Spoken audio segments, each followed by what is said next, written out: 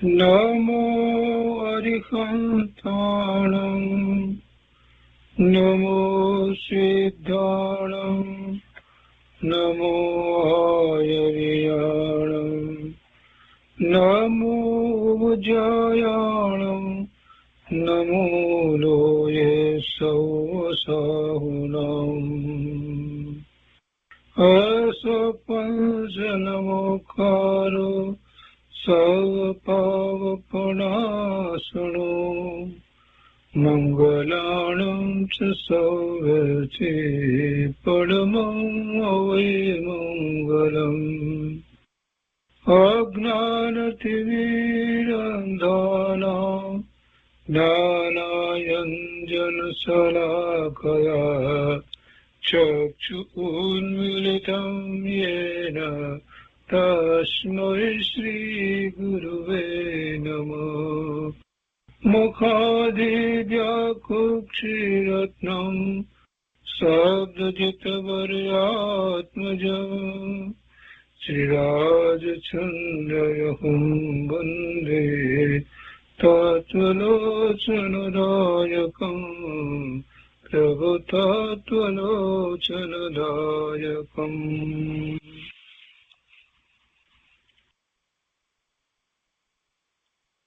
કૃપાળુદેવના વચનામૃતનો સ્વાધ્યાય.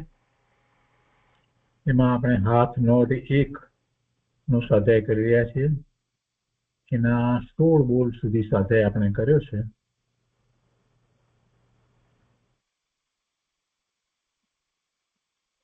હજી 15મો બોલ પૂરો થયો અને પછી 16મો બોલ કર્યો છે. 16મો બોલથી આપણે ફરીથી આગળ જઈએ છીએ. 16મા બોલથી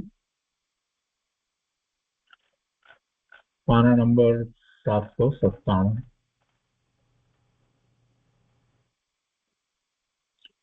કે ત્યાગી પણ નથી, અત્યાગી પણ નથી, કે રાગી પણ નથી, વિતરાગી પણ નથી. જીવના ધ્રુવ સ્વરૂપનો વિચાર કરીએ તો એમાં એ વાત આવે, એને કાંઈ ગ્રહણ કર્યું નથી એટલે એને ત્યાગવાનું પણ છે. ગ્રહણ કરે તો ત્યાગનો પ્રશ્ન ઉપસ્થિત થાય ને એ ગ્રહણ પર કરતો નથી ને તો પછી ત્યાગતો પણ નથી. એ રાગી પણ નથી ને વિતરાગી પણ નથી, કેમ કે એ તો ધ્રુવ એક સરખો જેવો છે તેવો જ રહે છે. એ અક્રિય છે. એ અક્રિય છે. વિતરાગતા એ તો પર્યાયમાં પ્રગટ થાય છે, પણ એ વખતે પણ ત્રિકાળી ધ્રુવ વસ્તુ તો એવી એમ જ રહે છે, અક્રિય જ રહી છે. અનંતકાળથી એમ જ વસ્તુનું સ્વરૂપ છે. એટલે એ અહીંયા મૂકીએ તો બરાબર લાગુ પડે છે. પોતાનો ક્રમ નિશ્ચળ કરો, તેની ચો બાજુ નિવૃત્ત ભૂમિકા રાખો. આપણે આ કરી છે. પોતાનો ક્રમ નિશ્ચળ કરો એટલે પોતે જે કરવાનું છે એમાં ચલિત ન થાવ. ક્રમ નિશ્ચળ કરો એટલે પોતાને જે પુરુષાર્થ કરવાનો છે એમાં ચલિત ન થાવ અને તેની ચો બાજુ નિવૃત્ત ભૂમિકા રાખો એટલે પોતાનું જે ત્રિકાળી શુદ્ધ સ્વરૂપ જે છે એની ચારે તરફ નિવૃત્ત ભૂમિકા રાખો એટલે કે કોઈ વિકલ્પ વગેરે એની આસપાસમાં હોય નહીં. એની આસપાસમાં કોઈ વિકલ્પરૂપ મલિનતા હોય નહીં. એટલે પોતાનું ત્રિકાળી શુદ્ધ સ્વરૂપ છે તો એને કોઈ રીતે મલિન થવા દેશો નહીં. એટલે પર્યાયમાં પણ મલિન થવા દેશો નહીં. વસ્તુ તો મલિન થતી જ નથી, પણ પછી આ દર્શન થાય છે એ કાં વૃથા જાય છે? એ કઈ નકામાં જાય છે? એ નકામાં નથી જતા. શા માટે વૃથા જાય? દર્શન થાય છે તે કાં વૃથા જાય છે? એનો વિચાર પુનઃ પુનઃ વિચારતા મૂર્છા આવે છે. એ વાતને વારંવાર વિચારવામાં આવે છે તો પછી એક પ્રકારે મૂર્છા એમ થઈ જાય છે કે આવું આ આત્માના દર્શન થાય અને પોતે એનાથી ચલિત થાય, વિચલિત થાય અથવા તો બીજા વિકલ્પોમાં જાય, એ ઠીક નથી. એ એને શોભતું નથી. એનો વિચાર ફરી ફરી થાય છે. એમ થાય છે તો એમ એ મૂર્છા થાય છે. સંતજનોએ પોતાનો ક્રમ મૂક્યો નથી. મૂક્યો છે તે પરમ અસમાધિને પામ્યા છે. કોઈ સંતજન પોતાનો જે પુરુષાર્થ જે છે, પૂર્ણતાની પ્રાપ્તિનો પુરુષાર્થ, એને ક્યારેય છોડતા નથી. જે છોડે છે એ સંત કહેવાય નહીં. જે છોડી અને બીજે ચાલ્યા જાય એને તો વસ્તુ સ્વરૂપનો નિર્ણય જ નથી. અને એ તો ક્યાંથી પછી પરમ સ્વરૂપને પ્રાપ્ત કરે. જેણે એ ક્રમ મૂક્યો છે તે પરમ અસમાધિને પામ્યા છે. પરમ અસમાધિને પામ્યા છે. પછી અહીંયા એક વાત હતી, સંતપણું અતિ દુર્લભ છે. પછી આવ્યા પછી સંત મળવા દુર્લભ છે. અને સંતપણાની જિજ્ઞાસા વાળા અનેક છે, પરંતુ સંતપણું દુર્લભ છે, તે દુર્લભ જ છે. તો આ ગઈ વખતે આપણે કર્યું છે. હવે આજે 17મા બોલથી આગળ લઈએ છીએ.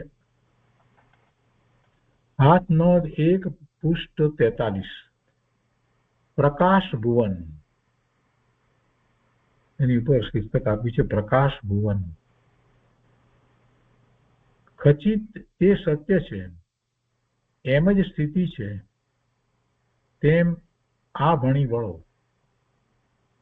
કોઈક રીતે એ સત્ય છે, એમ જ સ્થિતિ છે, તેમ આ ભણી વળો. અંતરની વાત છે. અંતરના સ્વરૂપને જ્યારે સ્પર્શતા હોય ને સ્પર્શીને આવ્યા હોય ત્યારે પછી કે બસ વસ્તુ એમ જ છે, એવું જ વસ્તુ સ્વરૂપ છે અને એમ જ સ્થિતિ છે. એટલે એમાં કોઈ ફેરફાર નથી. જગતનું સ્વરૂપ, આત્માનું સ્વરૂપ ને આત્માની પ્રગટતા જે રીતે થાય છે તો એ રીતે જ થાય છે, એમ જ સ્થિતિ છે. અને તેમ આ ભણી વળો, આ તરફ વળો, એટલે સ્વરૂપ તરફ વળો. આ બધી સ્વરૂપની અપેક્ષાથી વાત હોય. કૃપાળુદેવે હાથનોંધમાં જે લખ્યું છે તો અંતર એવું ચિંતન ચાલતું હોય, અંતર એવું બોલન ચાલતું હોય અને એ બધી વાત હોય એટલે પછી જે લખાય એ પણ એવું જ કંઈક આવે. કોઈને વ્યક્તિગત સંબોધીને લખ્યું હોય, જે પત્રમાં લખે એ આખી વાત અમુક રીતે ક્રમમાં આવે. અહીંયા તો એવું કંઈ છે નહીં. આગળ કહે છે, તેઓએ રૂપકથી કહ્યું છે,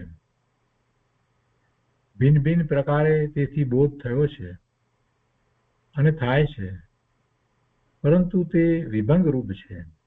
આ કોઈકને વિશે વિચાર કરીને કહે છે કે રૂપકથી કહ્યું છે, એટલે સીધે સીધું સ્પષ્ટ ન કહ્યું હોય પણ રૂપક દ્વારા, એટલે કોઈક એવી રીતે આપણે નાટ્યાંતર કે એ રીતે જે કરીએ છીએ તો કોઈકને બીજા એવા 2 વસ્તુના કે 3 વસ્તુના કે એવા ઉદાહરણો લઈ અને આખો સંવાદ કે એ રીતે કોઈક રીતે, એટલે રૂપકથી કહ્યું છે. અને ભિન્ન ભિન્ન પ્રકારે તેથી બોધ થયો છે અને થાય છે, પરંતુ તે વિભંગ રૂપ છે. એ વિભંગ રૂપ છે. આ બોધ સમ્યક છે. પેલાએ જે કહ્યું, તેઓએ કહ્યું એની વાત અને હવે એની સાથે સરખામણી કરે છે કે આ બોધ સમ્યક છે. જેને માટે પહેલી લીટીમાં જે વાત કરી કે એમ જ સ્થિતિ છે અને આ ભણી વળો એ સત્ય છે, તો એને માટે હવે કહે છે કે આ બોધ સમ્યક છે, તથાપી ઘણો જ સૂક્ષ્મ અને મોહ ટળે ગ્રાહ્ય થાય તેવો છે. સમ્યક છે છતાં પણ ઘણો જ સૂક્ષ્મ છે અને જ્યારે પોતાનો મોહ ચાલ્યો જાય ત્યારે જ એ બોધ પ્રાપ્ત થાય, ખરેખર ત્યારે જ એ ગ્રાહ્ય એવો સૂક્ષ્મ છે. હવે સૂક્ષ્મ જ્યારે વાત કરી છે તો એનો અર્થ અઘરો છે એવો નથી થતો. સૂક્ષ્મ જ્યારે એમ કહ્યું કે તથાપી ઘણો જ સૂક્ષ્મ છે, એટલે કે એમાં ઘણી સ્પષ્ટતા છે, બધું એકદમ સ્પષ્ટ એમાં ભાષે છે. પણ જીવને જ્યાં સુધી મોહ છે ત્યાં સુધી એ પ્રાપ્ત થતું નથી. સ્વરૂપની દ્રષ્ટિ થતાં જે બોધ પ્રાપ્ત થાય છે તે બોધ સમ્યક હોય છે અને એમાં સ્પષ્ટતા પણ ઘણી જ હોય છે. જેવું છે તેવું જ સ્વરૂપ અનુભવમાં આવે છે, કંઈ જુદું અનુભવમાં આવે છે એમ નથી, કોઈ કલ્પિત અનુભવમાં આવે છે એમ નથી, એને માટે કંઈક બીજી રીતે ધારણા કરી હોય એટલે એ અનુભવમાં આવે છે એમ નથી. જેવું છે તેવું સ્પષ્ટ અનુભવાય છે. આ હું, આવો હું, આવા સામર્થ્ય સહિત હું, આવા આનંદ સ્વરૂપ હું, જ્ઞાન સ્વરૂપ હું, એમ બધો જ પછી એ અનુભવ થયા પછીથી વિચાર કરવા બેસે છે તો બધું જ એમાં એમ લાગે છે કે હા, એમાં તો બધું જ હતું. જેમ શરબત પી અને પછી આપણે શાંત ચિત્તથી વિચાર કરીએ કે હા, એમાં તો ઘણી બધી વસ્તુ નાખેલી હોવી જોઈએ, એમાં જે સ્વાદ આવતા હતા એ ઉપરથી તો બરાબર, એમાં પણ આ હશે, આ હશે, આ હશે. એવી રીતે જ્યારે આત્માની અનુભૂતિ રૂપ સમ્યક બોધ પ્રાપ્ત થાય છે તો એમાં પણ એમ જ છે. અનેક પડખાઓ છે એમાં, પણ એ વખતે અનુભૂતિમાં વિકલ્પ નથી, ત્યારે કોઈ પડખા હોતા નથી, પણ બધું જ છે. એટલે કે છે કે તથાપી ઘણો જ સૂક્ષ્મ અને મોહ ટળે ગ્રાહ્ય થાય એવો છે. જ્યાં સુધી મોહ છે, દર્શન મોહનીય કર્મની પ્રકૃતિના ઉદયના નિમિત્તે જીવ પોતે મોહ ભાવે થાય છે, કોઈ એને મોહ કરાવતું નથી. નિત્યાત્વના ભાવે તો એ પોતે થાય છે. એટલે એવો મોહ ટળી જાય, જગતના પદાર્થો પ્રત્યેની એની રુચિ એ ચાલી જાય, અને વિપરીતતા ભગવાનની વાણીમાં જેમ વાત આવી છે એના કરતા વિપરીતતા એ પણ ચાલ્યું જાય, અને એવો સ્વીકાર થઈ જાય કે વસ્તુ તો પોતાની જ છે, પોતાનામાં પોતે અનુભવ કરી શકે એવી વસ્તુ છે. તો એ જેને થયું છે, જેને એવી રીતે એ મિથ્યાત્વની ગાંઠ જે ઢીલી પડી ગઈ છે, એને જ્યારે આત્માનું લક્ષ થાય છે તો પછી જે રહ્યો સયો જે મોહ છે એ પણ પછી ચાલ્યો જાય છે. આગળ કહે છે કે સમ્યક બોધ પણ પૂર્ણ સ્થિતિમાં રહ્યો નથી, તો પણ જે છે તે યોગ્ય છે. બોધ સમ્યક છે પણ હજી પૂર્ણતા નથી, પૂર્ણ સ્થિતિમાં રહ્યો નથી. પૂર્ણ સ્થિતિમાં તો કેવળી પરમાત્માને હોય છે. આ બોધ સમ્યક છે પણ પૂર્ણ સ્થિતિમાં રહ્યો નથી, તો પણ જે છે તે યોગ્ય છે, યોગ્ય છે, બરાબર છે, એમ જ છે, વસ્તુનું સ્વરૂપ એવું જ છે. એ સમ્યક બોધ છે. અને એ સમજીને હવે ઘટતો માર્ગ લો, એ સમજીને હવે જરૂરી માર્ગને અપનાવો, જરૂરી માર્ગે ચાલો. મુક્તિના માર્ગમાં, મોક્ષના માર્ગમાં હવે પ્રયાણ કરો. આ બધી વાતને સમજી અને જે માર્ગ છે તે બરાબર છે, યોગ્ય છે, અને એમાં જ પછી આગળ વધીને પૂર્ણતા પણ થશે. અને પછી તો માર્ગ અપનાવો, માર્ગ એ માર્ગે ચાલો એમ કહેતા પછી આગળ વધીને તો એમ કહે છે કે કારણ શોધોમાં, ના કહોમાં, ના પણ નહીં કહો, અને કલ્પના કરોમાં, કોઈ કલ્પના નહીં કરો. વસ્તુ સ્વરૂપ એમ જ છે, એમ જ છે. અમને એવો અનુભવ છે, અનુભવમાં આવે છે, અને ત્યાં જ સુખ અને શાંતિ છે, ત્યાં જ આનંદ છે. સુખરાત એ બધી વાતને મૂકો હમણાં, કોઈ કારણમાં એના વિકલ્પોમાં નહીં પડો, અને એની ના નહીં કહો. અમે અનુભવથી કહીએ છીએ એમ જ છે, તમે એ માર્ગે ચાલો. પહેલી લીટીમાં જ કહ્યું ને, ખચિત તે સત્ય છે, એમ જ સ્થિતિ છે. આત્માની સ્થિતિ એમ જ છે. જે એનું લક્ષ્ય કરે છે એને એનો સ્પર્શ થયા વિના રહેતો નથી, એ અનુભવાય જ છે. એટલે એ તરફ વળો, આ ભણી વળો. આત્મા તરફ વળવાની જ આખી બધી વાત છે. કોઈએ રૂપકથી, દ્રષ્ટાંત વગેરેથી કે કોઈ એ બધી રીતે કંઈક રીતે કહ્યું, પણ એ ભિન્ન ભિન્ન પ્રકારે જે બોધ થયો પણ એ વિભંગ રૂપ હતો. ત્યારે આ બોધ જે છે તે સમ્યક છે. જેમ આપણે પેલામાં અવધિ જ્ઞાનમાં કહીએ છીએ ને, મિથ્યા દ્રષ્ટિનું અવધિ જ્ઞાન એ વિભંગ જ્ઞાન છે. એવી રીતે એ પેલાનો બોધ હતો એ વિભંગ રૂપ હતો. પણ આ બોધ જે સ્વરૂપનું લક્ષ કરતા જે એક અનુભૂતિ રૂપ જે થયો છે એ સમ્યક છે, ઘણો જ સૂક્ષ્મ છે, અને એ મોહ ટળે ત્યારે જ એ થાય છે. હજી એમાં અધુરાશ છે, પણ એ અધુરાશ ધીરે ધીરે ચાલી જશે અને પૂર્ણ દશા, પૂર્ણ બોધ પ્રાપ્ત થશે. એટલે કે સમ્યક બોધ પણ પૂર્ણ સ્થિતિમાં રહ્યો નથી, તો પણ જે છે તે યોગ્ય છે. યોગ્ય છે એટલે એ માર્ગે જ ચાલવું, અને એ સમજીને હવે ઘટતો માર્ગ લો. જે હવે બાકી જે કંઈ કરવા યોગ્ય છે તે હવે કરો, એમાં જ રહો. જરૂરી માર્ગને અપનાવો, એટલે કે આમાં આ માર્ગે ચાલો અને એને માટે જે પુરુષાર્થ કરવો પડે તે કરો, જે સમજીને હવે ઘટતો માર્ગ લો. કારણ શોધોમાં, ના કહોમાં, કલ્પના કરોમાં. કારણ શોધવાની જરૂર નથી અને એમાં ના કહેતા જ નહીં, કોઈ બીજી કલ્પના પણ ના કરો, બીજા વિકલ્પમાં જાઓ નહીં. વસ્તુ સ્વરૂપ એમ જ છે. એ પુરુષ યથાર્થ વક્તા હતો, એમણે આ બોધ આપ્યો છે એ યથાર્થ વક્તા હતો. એ પુરુષ યથાર્થ વક્તા હતો. અયથાર્થ કહેવાનું તેમને કોઈ નિમિત્ત નહોતું, કોઈ નિમિત્ત પણ નહોતું. અયથાર્થ કહેવાનું પ્રયોજન તો ઠીક, પણ નિમિત્ત પણ નહોતું. એ પુરુષ યથાર્થ હતો એટલે એ જીનવાણી છે, એ જીનેશ્વર ભગવાનની વાણી છે. અને એ જીનવાણી કહેનાર એ મહાત્મા, એ મહાપુરુષ કે સાક્ષાત ત્રિલોકીનાથ ભગવાન, એમને કોઈ અયથાર્થ કહેવાનું કોઈ નિમિત્ત નહોતું. એટલે એ કાંઈ અયથાર્થ વાત કરે જ નહીં, વસ્તુ જેમ છે તેમ સ્પષ્ટ કરે, આપણને કોઈ રીતે ગેરમાર્ગે દોરે જ નહીં. અને એ ઉપરથી આપણે પણ એક બોધપાઠ લેવાનો છે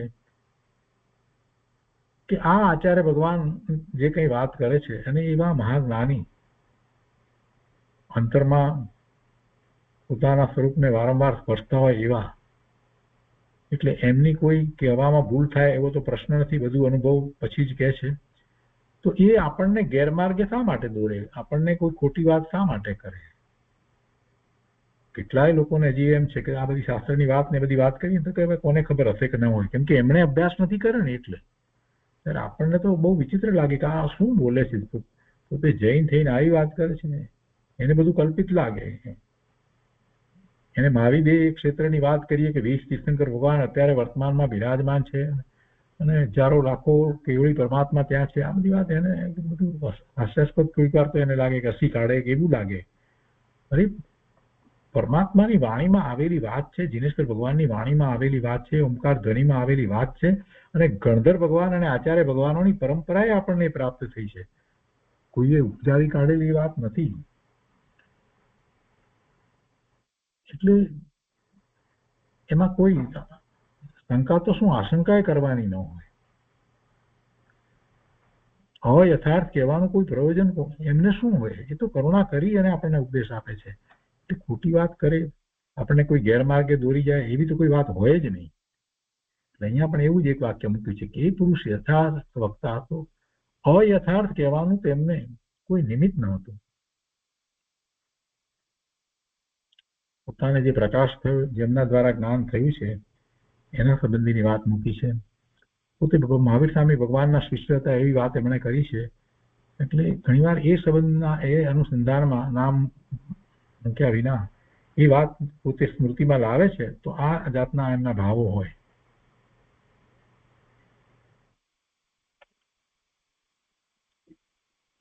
એ પછી 18મો બોલ છે, 701 પૃષ્ઠ 46.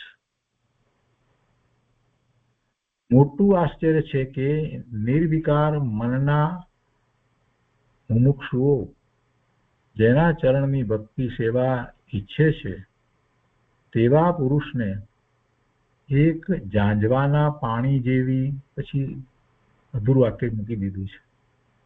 મોટું આશ્ચર્ય છે કે નિર્વિકાર મનના, જેને મનમાં વિકાર નથી, નિર્વિકાર મનના મુમુક્ષુઓ, એવા મુમુક્ષુ, સાચા મુમુક્ષુઓ, વિકાર રહિત એવા મુમુક્ષુઓ, એટલે એ ધર્મના માર્ગમાં આવ્યા હોય એવા મુમુક્ષુઓ, જેના ચરણની ભક્તિ સેવા ઈચ્છે છે તેવા પુરુષને એક ઝાંઝવાના પાણી જેવી, પછી મૂકી દીધું છે. શું વાત હશે ખબર નથી. એવા કોઈ પુરુષની વાત છે કે જેમને સાચા મુમુક્ષુઓ એમની નિશ્રાય ઈચ્છે છે, એમની સેવા ઈચ્છે છે, એમના ચરણની ભક્તિ ઈચ્છે છે. એ પુરુષને વિશે કંઈક વાત હતી. તેવા પુરુષને એક ઝાંઝવાના પાણીની જેમ, પાણી જેવી, ઝાંઝવાના પાણી એટલે વાસ્તવમાં પાણી ન હોય, ફક્ત એવો પાણીનો આભાસ થાય એટલે ઝાંઝવાના જળ એમ કહેવામાં આવે. ઉનાળાની બપોરનો સમય હોય ત્યારે દૂર જુઓ તો ત્યાં એવી રીતે આપણને એવા પાણી એવું દેખાય, પછી વાસ્તવમાં પાણી હોય નહીં. એને ઝાંઝવાના જળ અથવા ઝાંઝવાના પાણી કહેવાય, આભાસ માત્ર.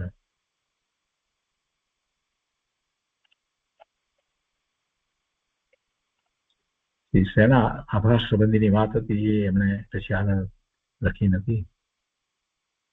એ પછી 19મો બોલ છે, 7નો 2, પૃષ્ઠ 47 ઉપર.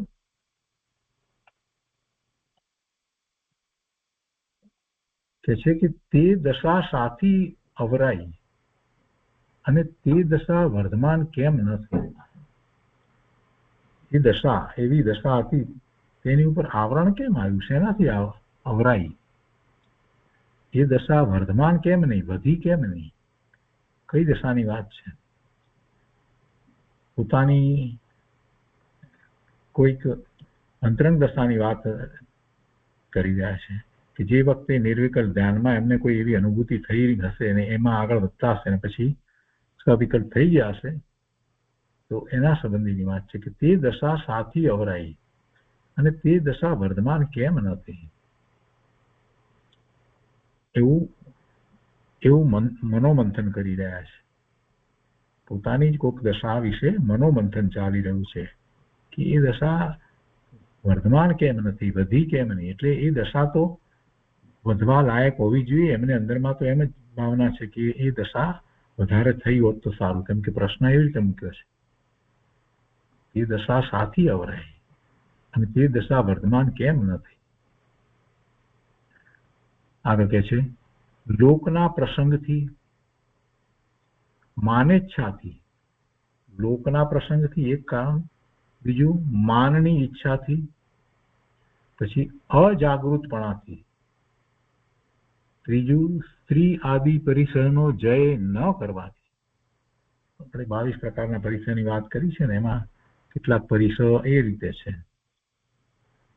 સ્ત્રી પરિસર એટલે સ્ત્રી એ ખરેખર પરિસર થાય છે એમ નથી હોતું, પણ સ્ત્રી તરફનો જે જીવનો ભાવ જે છે ને એને અંદરમાં એ એનું પરિસર છે, એ એને પરિસર. તો એવા પદાર્થો તરફના જે ભાવ, કંઈક આસક્તિ જે હોય એ પરિસર છે. તો એ પરિસરનો જય કરે છે, એટલે પછી આસક્તિઓ કોઈના તરફની રહેતી નથી. મહાપુરુષો એ રીતે એનો જય કરતા હોય છે, પરિસર જય કરે. પરિસરના કારણની અંદર તો એ કર્મના ઉદય હોય, એવા સંયોગો હોય કર્મના ઉદયના નિમિત્તે, અને જીવને એ વખતે એવી યોગ્યતા હોય એટલે એવા એને વિકલ્પો વગેરે હોય, એવા આપણા પરિસર હોય છે. કોઈ બીજો ઉપસર્ગ કરે છે એવી વાત નથી, આ પરિસરની વાત છે. એમાં આવા પરિસરની વાત લીધી છે, સ્ત્રી આદિ એ પ્રકારે પરિસરની વાત. એટલે કોઈ વસ્તુ વગેરે એ બધાનો, કોઈ વેપાર ધંધાની વાત જો છે તો એની રુચિ હોય એ પણ પરિસર કહેવાય. તો એમાં એના કારણે, અને બીજી જેવી જાગૃતિ સ્વરૂપને વિશે જોઈએ એવી જાગૃતિ ન હતી, એટલે અજાગૃતિથી, અને કંઈક અંશે ક્યાંક કોઈક રીતે માનની ઈચ્છા અને લોકના પ્રસંગ, લૌકિક પ્રસંગ, આ બધું અહીંયા કારણ તરીકે દર્શાવ્યું કે એ દશા વર્ધમાન કેમ ન થઈ. તો આ કારણ હોઈ શકે, લોકના પ્રસંગથી, માનની ઈચ્છાથી, અજાગૃતપણાથી, સ્ત્રી આદિ પરિસરનો જય ન કરવાથી. અને પછી કહે છે કે જે ક્રિયાને વિશે જીવને રંગ લાગે છે, જે ક્રિયાને વિશે જીવને રંગ લાગે છે તેને ત્યાં જ સ્થિતિ હોય છે, એવો જે જીનનો અભિપ્રાય તે સત્ય છે. જે ક્રિયાને વિશે જીવને રંગ લાગે છે, એમાં રુચિ થાય છે,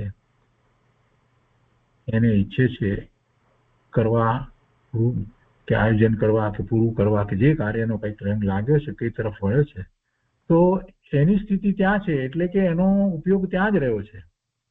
તેને ત્યાં જ સ્થિતિ હોય છે. સ્થિતિ એ કહેતા ઉપયોગ, એનું લક્ષ્ય, એનું મન એ ત્યાં જ રોકાઈ રહેલું છે, ત્યાં જ હોય છે. અને એવું જીનેશ્વર ભગવાનની વાણીમાં આવ્યું છે કે એવો જીનનો અભિપ્રાય તે સત્ય છે. જીવને જે ભાવ થાય છે, જે કંઈ તરફ રુચિ થતા જે ભાવ થાય છે, તો એ ભાવ એની પર્યાયમાં થાય છે, એટલે એ ચેતન ભાવ છે. એટલે એને અશુદ્ધ નિશ્ચય નયનો વિષય કહેવામાં આવે છે. એને વ્યવહાર નયનો વિષય નથી કહેવાતો, એની દશામાં થયા છે. બીજી રીતે કહીએ તો એની સાથે એને તન્મયતા હોય છે. એટલે એ વાત કરી છે કે જે ક્રિયાને વિશે જીવને રંગ લાગે છે તેને ત્યાં જ સ્થિતિ છે, એટલે એ એમાં જ રોકાઈ ગયો છે, એમાં જ એ તન્મય થયો છે. એટલે એક રીતે આ સિદ્ધાંત બતાવ્યો કે જે ક્રિયાને વિશે જીવને રંગ લાગે તો તેની સ્થિતિ ત્યાં જ હોય, એટલે એનો ઉપયોગ ત્યાં જ હોય.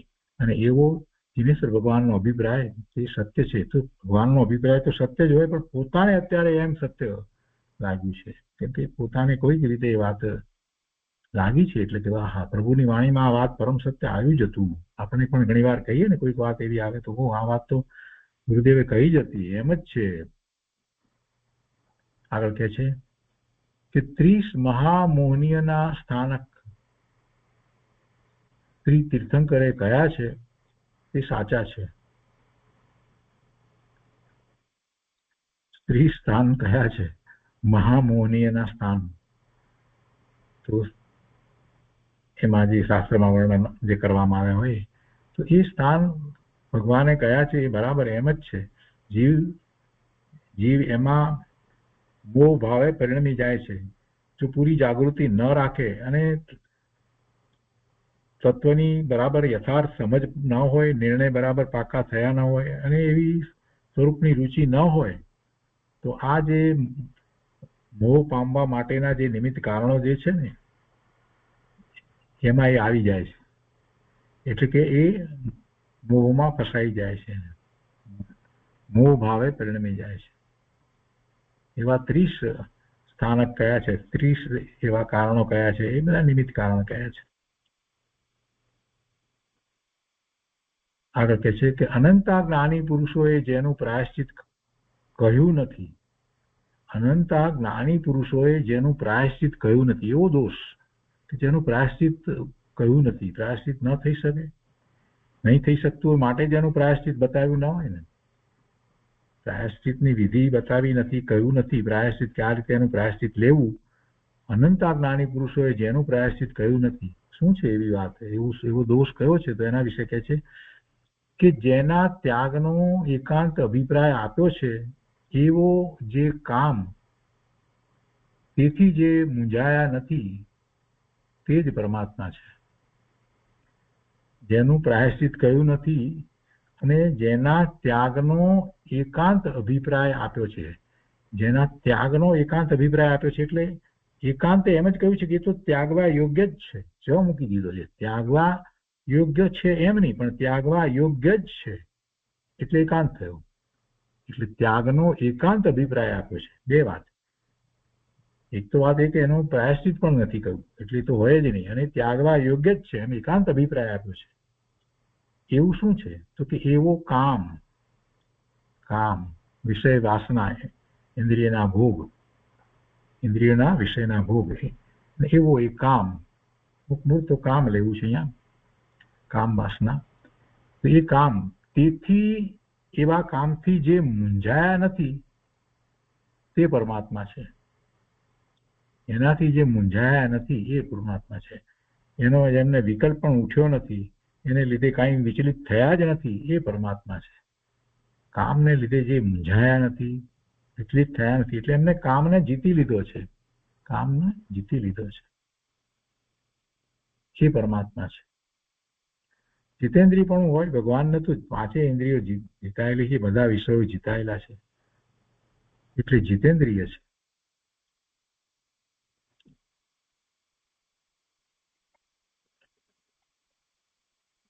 એ પછી 20મો બોલ છે, હાથનો દિલ, પૃષ્ઠ 49 ઉપર. અહીંયા કહે છે કે કોઈ બ્રહ્મરસના ભોગી, કોઈ બ્રહ્મરસના ભોગી, 2 વખત,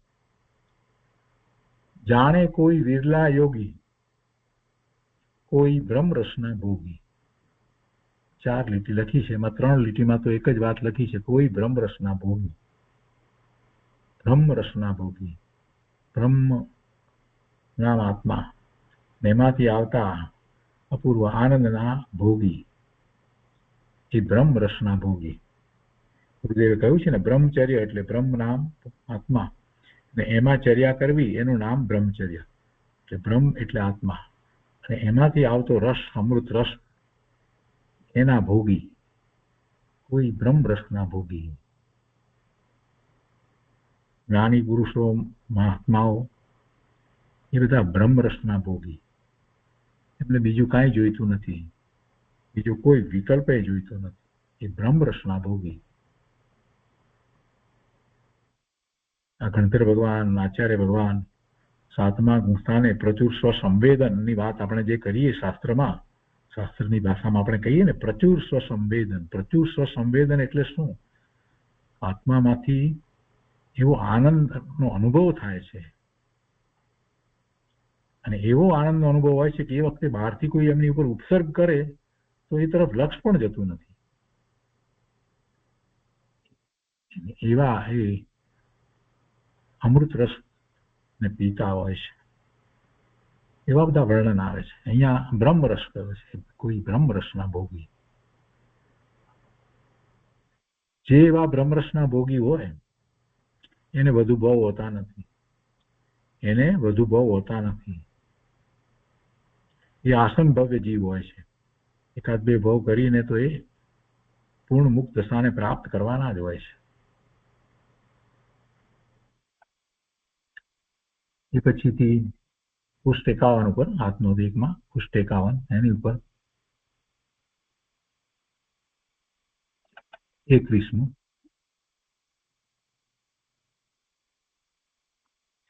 એમાં લખ્યું છે 2-2-3 1951, અને એમાં કંઈક ફૂટનોટમાં એવું છે, સંવત 1951 પોષ વદ બીજ.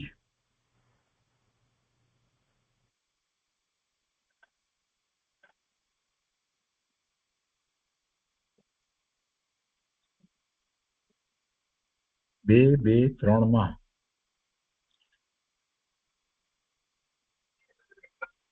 1951 તો સંવત છે, અને એની અહીંયા તિથિ પણ આપી દીધી છે, પોષ વદ બીજ.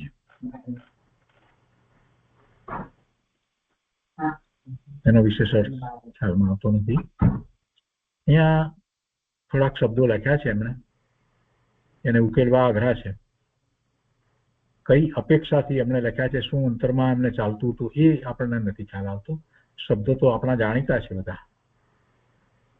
દ્રવ્ય, એની સામે પાછું લખ્યું છે એક લક્ષ,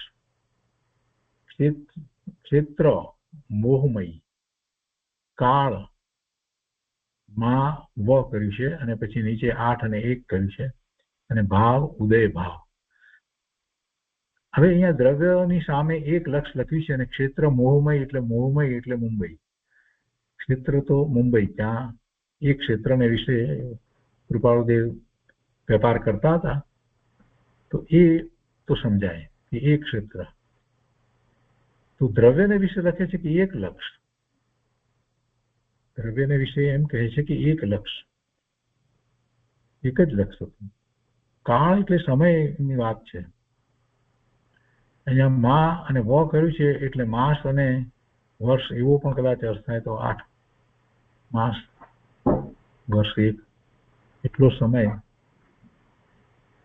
ત્યાં કદાચ એ કોઈ મુંબઈમાં જે ગાળ્યો હોય એની કદાચ કોઈ વાત હોય. અને એ વખતે ભાવ કેવો હતો? તો ઉદય ભાવ હતો.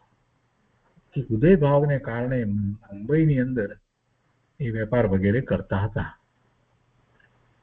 છતાંય લક્ષ તો એમનું સ્વરૂપ તરફ જ રહેતું હતું. એવી વાત આમાંથી આપણને પ્રાપ્ત થાય છે.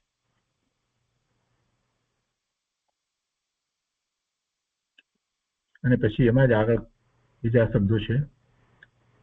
દ્રવ્ય, ક્ષેત્ર, કાળ, ભાવ માટે આગળ બીજી રીતે લખાય છે. દ્રવ્ય એક લક્ષ, પછી આગળ એ જ લાઈનમાં આગળ લખ્યું છે ઉદાસીન. દ્રવ્ય એક લક્ષ, ઉદાસીન. ક્ષેત્ર મોહમય, અને કાળમાં 8-1, અને પછી લખ્યું છે ઈચ્છા. એવી ઈચ્છા. અને ભાવમાં લખ્યું છે ઉદય ભાવ અને સામે એ પ્રારબ્ધ. જો કૃપાળુદેવ ઉદય ભાવને પ્રારબ્ધ કહેતા. ઉદય ભાવને એમણે હંમેશા પ્રારબ્ધ કહ્યું છે. કેમ કે જે પૂર્વે ભાવ કર્યા હતા એને કારણે જે કર્મના બંધ પડ્યા છે એ ઉદયમાં આવવાના જ છે, એટલે એને પ્રારબ્ધ કહેવાય. પણ એવું એ ઉદયમાં આવે તે છતાંય જીવ પુરુષાર્થ તો જે રીતે કરવા ધારે એ રીતે કરી શકે છે. પ્રારબ્ધને કારણે સંયોગો એવા પ્રાપ્ત થાય, અનુકૂળ કે પ્રતિકૂળ સંયોગો પ્રાપ્ત થાય એવું બને, પરંતુ તે છતાંય પોતાને જે પુરુષાર્થ કરવો છે એ પ્રારબ્ધને કારણે રોકાય એમ ન બને. ધારે તો જીવ પોતે પોતાનો પુરુષાર્થ કરી શકે. એટલે ઉદય ભાવે થવું કે ન થવું, ઉદય ભાવ તો પ્રારબ્ધ રૂપ કયો, પણ ઉદય ભાવે થવું કે ન થવું એ જીવનો પોતાના પુરુષાર્થ ઉપર છે, પોતાની સમજ ઉપર છે. ઉદય ભાવે ન થાય, જે ઉદય આવ્યા છે એના માત્ર જ્ઞાતા દ્રષ્ટા થઈને રહે અને દ્રષ્ટિ સ્વરૂપ તરફ જ રહ્યા કરે એમ પણ હોય, અને બીજા ઉદય ભાવે થઈ જાય સહેલાઈથી. જેવો ઉદય એ પ્રમાણે પરિણમે, અને જે ઉદય ભાવે જ પરિણમ્યા કરે છે એ ભવના ભ્રમણ જ કરે છે, એ ક્યારેય એમાંથી છૂટતો નથી. ઉદય તો આવવાનો જ છે, પણ ઉદય ભાવે થવું કે ન થવું એ વર્તમાનમાં પણ જીવનું સામર્થ્ય છે. એ પોતાના સામર્થ્યથી ઉદય ભાવે ન થવું હોય તો ન થાય. ગમે તેવા કર્મના ઉદય આવતા હોય તો પણ એનું જ્ઞાતા દ્રષ્ટા થઈ અને સ્વરૂપનું લક્ષ્ય કરે, અને જે દ્રવ્ય સૂચના અભ્યાસમાંથી સ્વરૂપનો નિર્ણય થયો છે એની દ્રઢતા વધારતો જાય તો એવા ઉદયો પછી આવવાના ઓછા થઈ જશે. કેમ કે એ બધા ઉદયો ના પોષણ કરીએ છીએ તો નવા નવા એવા બંધ પડે છે ને એવા ઉદયો આવે છે. પછી ઉદયો ક્યાંથી આવશે? નવા કર્મ એવા નહીં બંધાય. આ પણ એમના જે કાળ વિતાવ્યો એના સંબંધીની જે એમની વાત છે, અને મુંબઈની અંદર અને કેવો કાળ એમનો વીત્યો એ સંબંધીની વાત છે. ઉદાસીનતાની વાત લીધી છે એટલે એમને ખરેખર કઈ વેપાર ધંધા વગેરે એમાં રસ ન હતો. એ ઉદાસીન ભાવે જ એવી પ્રવૃત્તિ કરતા હતા, એ વાત આમાંથી આપણને ખ્યાલમાં આવે છે. પણ એવું પ્રારબ્ધ હતું, એવો ઉદય એવા હતા કર્મના, એટલે એમાં એમને જોડાવું પડ્યું હતું. એ પછીથી 22મો બોલ છે, હાથનો દેખ પુષ્ટ 52મા પાના ઉપર. એમાં કહે છે કે સામાન્ય ચેતન, એની સામે છે સામાન્ય ચૈતન્ય. વિશેષ ચેતન, એની સામે લખ્યું છે વિશેષ ચૈતન્ય. નિર્વિશેષ ચેતન કૌંસમાં ચૈતન્ય એમ લખ્યું છે. સ્વાભાવિક અનેક આત્મા કૌંસમાં જીવ લખ્યું છે. નિર્ગ્રંથ, સ્વાભાવિક અનેક આત્મા નિર્ગ્રંથ. સોપાધિક એટલે ઉપાધિ સહિત, સ ઉપાધિ. સોપાધિક અનેક આત્મા જીવ વેદાંત.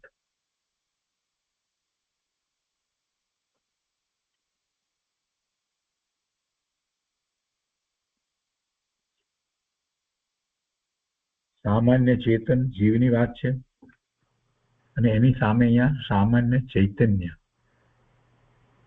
ચૈતન્ય એ ભાવ છે, અને ચેતન એ દ્રવ્ય કહેવાય. ધ્રુવ વસ્તુ સામાન્ય જે ચેતન છે, અને ચેતનનો જે ભાવ છે એ ચૈતન્ય પણ.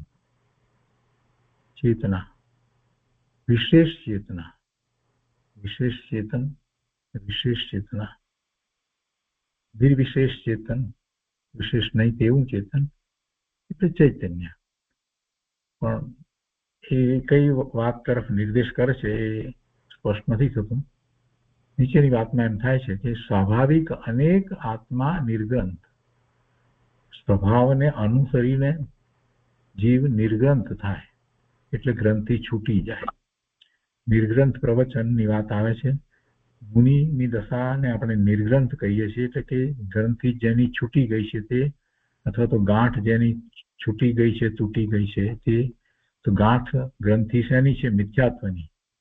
તો એ મિથ્યાત્વની ગ્રંથિ જેની તૂટી ગઈ છે એને નિર્ગ્રંથ કહીએ છીએ આપણે. મુનિને નિર્ગ્રંથપણું જે છે એમાં તો કોઈ પરિગ્રહ પણ હોતો નથી, એવું નિર્ગ્રંથપણું હોય છે, એ ત્યાં આપણે નિર્ગ્રંથ કહીએ છીએ. તો સ્વાભાવિક અનેક આત્મા નિર્ગ્રંથ, અને ઉપાધિ સહિત અનેક આત્મા જે છે તેને માટે કહે છે વેદાંત.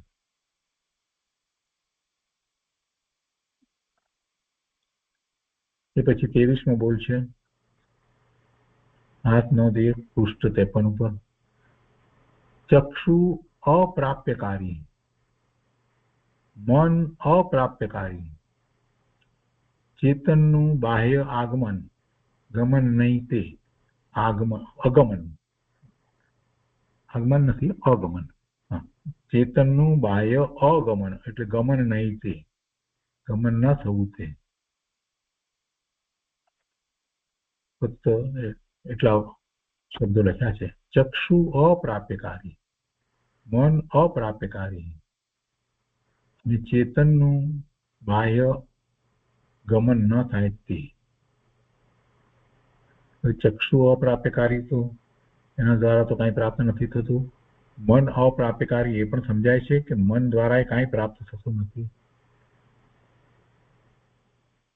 અને એવી રીતે નિર્ણય થયો છે, એને સ્વરૂપનું લક્ષ થાય તો ચેતન, તો એ ચેતન નો ઉપયોગ બહાર ન જાય, ચેતનનું બાહ્ય ગમન ન થાય.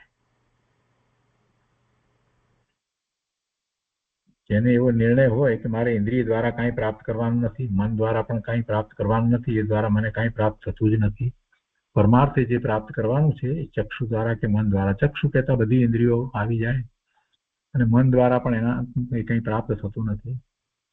તો એ પોતાના સ્વરૂપ લક્ષ કરતા જ પ્રાપ્ત થાય, પણ એ વખતે એનો ઉપયોગ બહારમાં ન જવો જોઈએ, એટલે કે ઉપયોગ સ્વ તરફ વળ્યો હોવો જોઈએ. એટલે ચેતનનું બાહ્ય અગમન, ચેતનનું બાહ્ય ગમન થાય નહીં. એટલે ચેતના બાહ્ય તરફની હોય નહીં, સ્વ તરફની ચેતના હોય તો સ્વરૂપનું લક્ષ થાય, આનંદની અનુભૂતિ થાય. એ પછીથી 24મો બોલ છે, હાથ નોંધ 1, પૃષ્ઠ 55. જ્ઞાની પુરુષોને સમયે સમયે અનંતા સંયમ પરિણામ વર્ધમાન થાય છે, એમ સર્વજ્ઞે કહ્યું છે તે સત્ય છે. જ્ઞાની પુરુષોને સમયે સમયે અનંતા સંયમ પરિણામ વર્ધમાન થાય છે. સંયમ તો છે, પણ સંયમ પરિણામ જ્ઞાનીને વર્ધમાન થાય. વર્ધમાન થાય એટલે શું? સંયમમાં શું વર્ધમાન થાય? બાહ્ય સંયમની અપેક્ષાથી વાત નથી, અંતરંગ સંયમની અપેક્ષાથી વાત છે. સંયમ બહારમાં ચોખ્ખો જ હોય, બધાને એક સરખો હોય, પણ એક જે છે તે જ્ઞાની છે અને બીજાને હજી સમ્યક તો થયું નથી, સમ્યક તો સન્મુખની દશા છે અને દીક્ષા લીધી છે, તો બેમાં મોટો ફેર પડે. બંનેનો બાહ્યમાં સંયમ સરખો દેખાય આપણને, બંને 28 મૂળ ગુણ સહિત ચોખ્ખું ટ્રાવેલિંગ પાળતા હોય, પણ એક જે છે તે એવા સમ્યક દ્રષ્ટિ છે અને એમની દશા જે છે તે 7મા ગુણ સ્થાન જેવી છે, અને બીજા જે છે તે એમને હજી સમ્યક તો સન્મુખ થયા છે, અનુભૂતિ થઈ નથી. બીજી બધી રીતે શ્રદ્ધા એવી જ વર્તે છે અને દીક્ષા પણ લીધી છે, સંયમ બરાબર જ છે, પણ જે જ્ઞાની છે એમનો સંયમ વર્ધમાન થાય છે.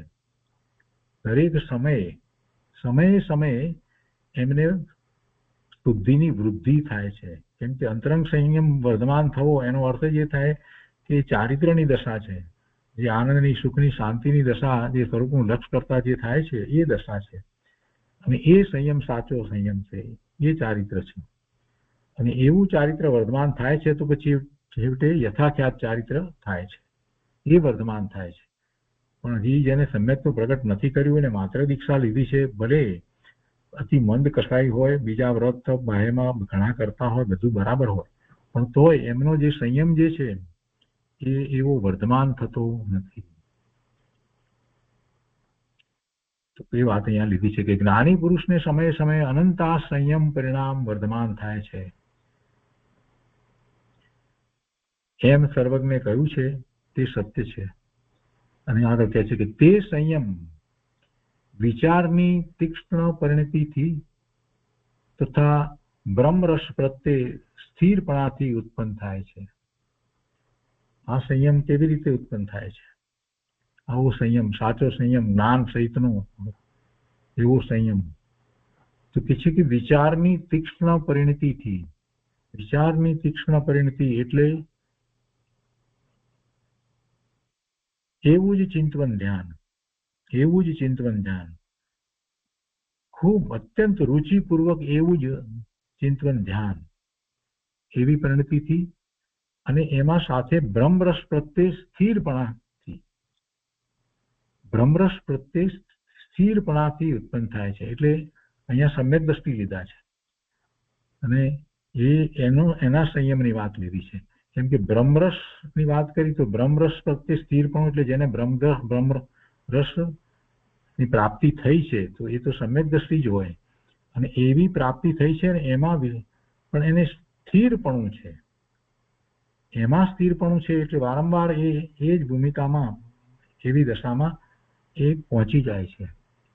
તો એને આવી સંયમના પરિણામની વૃદ્ધિ થયા કરે છે, એના પરિણામ વર્ધમાન થયા કરે છે અને એને પછી એ વિચાર પણ એ જ રીતે હોય છે, ચિંતવન પણ એવું જ હોય છે. તો આખું ફરીથી વાંચીએ. જ્ઞાની પુરુષોને સમયે સમયે અનંતા સંયમ પરિણામ વર્ધમાન થાય છે એમ સર્વજ્ઞે કહ્યું છે તે સત્ય છે. અને તે સંયમ વિચારની તીક્ષ્ણ પરિણતિથી તથા બ્રહ્મરસ પ્રત્યે સ્થિરપણાથી ઉત્પન્ન થાય છે. શ્રી તીર્થંકર આત્માને સંકોચ વિકાસનું ભાજન યોગ દશામાં માને છે તે સિદ્ધાંત વિશેષે કરી વિચારવા યોગ્ય છે. ભાજન એટલે પાત્ર. આત્માને સંકોચ વિકાસનું ભાજન એટલે આત્માને સંકોચ વિકાસ થાય એવું એનું વસ્તુ સ્વરૂપ છે અને એની જ ગાથા હમણાં આપણે દ્રવ્ય સંગ્રહમાં કરી રહ્યા છીએ કે આત્માના પ્રદેશોનું જે સંકોચ વિકાસ જે થાય છે તો એની એવી એ શક્તિ છે, એની એ યોગ્યતાથી એવો સંકોચ વિકાસ થાય છે. તે છે કે એ તીર્થંકર ભગવાને કહ્યું છે કે તીર્થંકર આત્માને સંકોચ વિકાસનું ભાજન યોગ દશામાં માને છે. મન વાણી કાયાના યોગની આપણે વાત કરીએ છીએ, એવા યોગ જે છે, એવા યોગ છે તો એનો અર્થ જ એ થયો કે એને વર્તમાનમાં સંસાર પર્યાય છે એ શરીર સહિત છે તો જ યોગ હોય ને. સિદ્ધ ભગવાનને પછી ક્યાં યોગ છે? સિદ્ધ ભગવાનને યોગ નથી. તો સિદ્ધ ભગવાનને યોગ નથી તો હવે એમના આત્માનું સંકોચ વિકાસ એમને થતો નથી. એ સંકોચ વિકાસનું ભાજન નથી, એ સંકોચ વિકાસનું પાત્ર નથી. ભાજન એટલે પાત્ર. એ એમનામાં સંકોચ વિકાસ થાય એમ હવે થતું નથી. તીર્થંકર આત્માને સંકોચ વિકાસનું ભાજન યોગ દશામાં માને છે તે સિદ્ધાંત વિશેષે કરી વિચારવા યોગ્ય છે. હવે એમાં બીજી વાત પણ સાથે આવે કે આપણે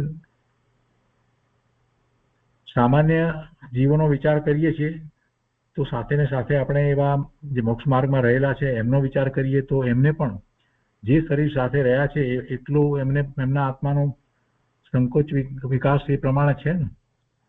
સાક્ષાત તીર્થંકર ભગવાન કેવળી પરમાત્મા એમને પણ એ શરીર સાથે રહેવાનું થયું છે તો જેટલો દેહ, જેવડો દેહ છે જે પ્રમાણે એ પ્રમાણે એમના આત્માનો પણ સંકોચ થયો છે ને. 24 તીર્થંકર વર્તમાનમાં આપણે જે કહીએ ભરત ક્ષેત્રને વિશે જે 24 તીર્થંકર થયા તો એ 24 તીર્થંકરના દેહમાનનો વિચાર કરીએ તો આપણને ખ્યાલ આવે કે ઋષભદેવ ભગવાન એમનું દેહમાન કેટલું બધું હતું. 500 ધનુષનો દેહ તે અઘાના એટલે એ આત્મા એ કેટલો વિકાસ, સંકોચ વિકાસ કેટલો હશે એમનો. અને મહાવીર સ્વામી ભગવાન જે 6 ફૂટ તો એમાં કેટલો સંકોચ થયો હશે આત્મપ્રવેશ તો એ જ્યાં સુધી યોગ છે, કેમ કે ત્યાં સુધી યોગ તો છે ને, 13મા ગુણસ્થાનની દશામાં છે તો યોગ છે, તો યોગ છે ત્યાં સુધી જ એ જીવ ને સંકોચ વિકાસ થાય છે એમ અહીંયા કહેવાનો આશય છે. પછી સંકોચ વિકાસ થતો નથી, પછી તો જે અવગાહના હતી છેલ્લી જે એ જ રહે છે, પછી સંકોચ વિકાસ થતો નથી. પછી ત્યાંથી જીવ એક જ સમયમાં નીકળી અને જે આકાર અને જે પદ્માસન કે જે સ્થિતિમાં એને દેહ છોડ્યો છે, ખડગાસનમાં કે પદ્માસનમાં કે અર્ધ પદ્માસનમાં, તો એ જ આકાર સાથે અને એટલી જ અવગાહના સહિત એક સમયમાં સિદ્ધ શિલા ઉપર બિરાજી જાય છે. જો કે સિદ્ધને મૂર્તિકપણું નથી, પણ છતાં પણ આપણે જરાક વિચાર કરીએ, જ્ઞાનમાં એ વાતનો વિચાર કરીએ તો લક્ષ્ય આપણું એમ જાય છે કે સિદ્ધ ભગવાન, બધા સિદ્ધ ભગવાન જે છે એમની અવગાહના ત્યાં જુદી જુદી અને બધાના આકાર 3માંથી કોઈ એક આકાર હશે. પદ્માસનમાં કોઈ હશે, કોઈ ખડગાસનમાં એવો આકાર હશે, કોઈનો આકાર અર્ધ પદ્માસનનો હશે, અને બધાની અવગાહના જુદી જુદી હશે. ઋષભદેવ ભગવાન અને મહાવીર સ્વામી ભગવાનનો આપણે વિચાર કરીએ, એ ભરત ક્ષેત્રની વિશેથી એક સમયમાં સિદ્ધ થઈ અને સિદ્ધશિલા ઉપર બિરાજમાન થયા છે. અને આપણે એમનો જરાક જ્ઞાનમાં દર્શન કરીને વિચાર કરીએ તો આપણને લાગે કે ઋષભદેવ ભગવાનની અવગાહના તો કેટલી મોટી હશે, મહાવીર સ્વામી ભગવાનની અવગાહના કેટલી ઓછી હશે. જોકે અત્યારે તો હવે એ તો સિદ્ધ દશામાં છે, એમને તો કઈ શરીર નથી અને એ નામ પણ નથી, પણ એ સમજવા માટે વાત છે કે એવી અવગાહના જ રહે છે. પણ પછી એમાં હવે સંકોચ થતો નથી કે બધા સિદ્ધો એક સરખા થઈ જાય, એવું કઈ થતું નથી. સંકોચ વિકાસ કોને થાય, એનું પાત્ર કોણ, એનું ભાજન કોણ, તો કે જે યોગ દશામાં છે તે. એટલે યોગ દશાની અંદર તીર્થંકર ભગવાને એમ કહ્યું છે કે આત્માને સંકોચ વિકાસ થાય છે, અને યોગ ક્યાં સુધી છે, 13મા ગુણસ્થાન સુધી યોગ હોય છે. એટલે બધા જ જીવોને 13મા ગુણસ્થાન સુધી, એટલે પહેલા ગુણસ્થાન વાળાને પણ હોય, બીજાને હોય, બધાને હોય. મન વાણી કાયાના યોગ હોય અને પચેન્દ્રિયને મન પણ હોય. તો યોગ જે છે ત્યાં સુધી જીવને સંકોચ વિકાસ થાય છે. મન વાણી કાયા, એકેન્દ્રિયને કાયા છે એનો યોગ છે. મન નથી, વાણી નથી તો પણ, એટલે એટલો સંકોચ થઈ અને એ જીવ ત્યાં રહ્યો છે. એ સિદ્ધાંત વિશેષ કરી વિચારવા યોગ છે. એટલે એનો જયારે વિચાર કરીએ છીએ તો આપણને એ વાતનો ખ્યાલ આવે છે કે ખરેખર આત્માનું સ્વરૂપ કેવું અને આત્માને સંકોચ વિકાસ થાય છે તો એનું કારણ શું. કે જીવની પોતાની યોગ્યતા છે, એમાં નિમિત્ત તરીકે એ શરીર છે, પણ એ જીવની એ સમયની એવી યોગ્યતા છે માટે એવો સંકોચ વિકાસ થાય છે. અને એ સંબંધી પૂજ્ય ગુરુદેવે ઘણી સ્પષ્ટતા કરી છે, જે હવે આપણે દ્રવ્ય સંગ્રહના અધ્યાયમાં ગુરુદેવના પ્રવચનમાં એ વાતને વધારે લઈશું. તો આજનો સ્વાધ્યાય આપણે અહીંયા સુધી રાખીએ છીએ.